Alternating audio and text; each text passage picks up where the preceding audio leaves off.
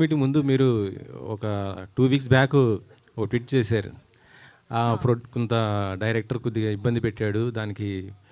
దాంతోపాటు హీరో కూడా అసలు కనీసం సపోర్ట్ చేయలేదు అనేసి. ఏమైంది అసలుకి ఏంటి?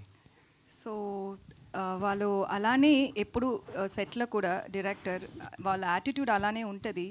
సో అది వర్క్ ప్లేస్ అలా ఎలా ఉండాలి అది మన I can't tell people like, you know, you have to give me respect and all that. So we all know that workplace is like different. Every people are different in their own style and own way.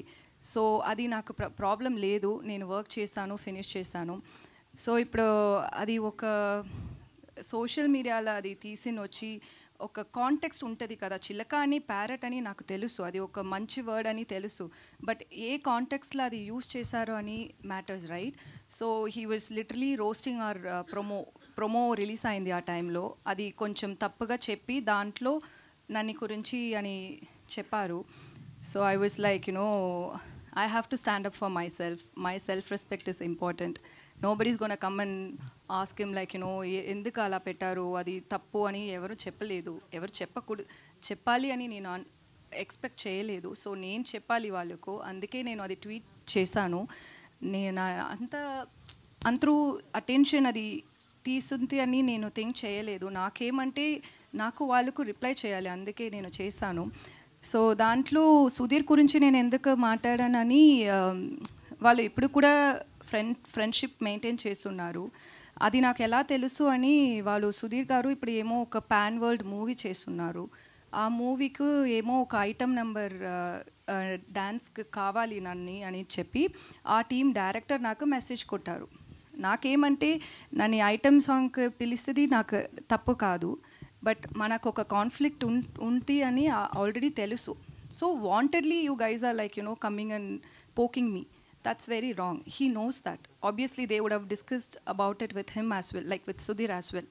So మళ్ళీ ఎందుకు నన్ను గురించి ఒక poking చేసినే ఉంటారు అని, అందుకే నేను Sudheer name కూడా దాంట్లో పెట్టాను. ఎందుకంటే it's too much. Like end of the day you should not come and talk about someone who's worked with you on a social media. That's very wrong. Obviously people will talk different things about me, but when you've worked with me, we all have basic respect, right? And it's end of the day, you also had worked in this movie. That's your work as well.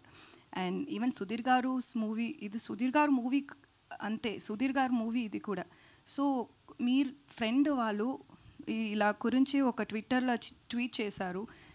వాళ్ళు రెగ్యులర్గా అది చేస్తున్నారు.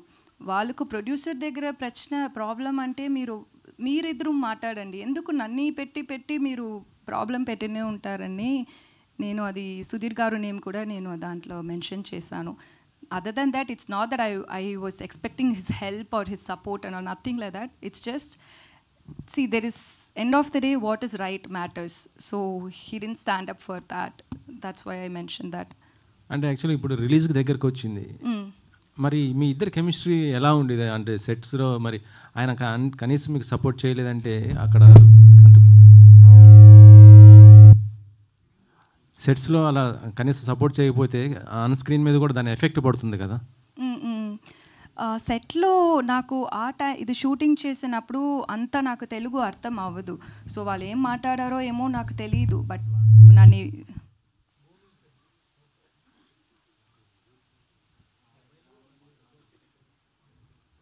Okay.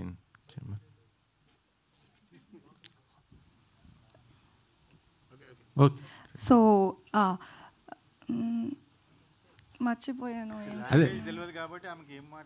వాళ్ళు ఏమేమో అన్ని time బుల్లి చేశారు.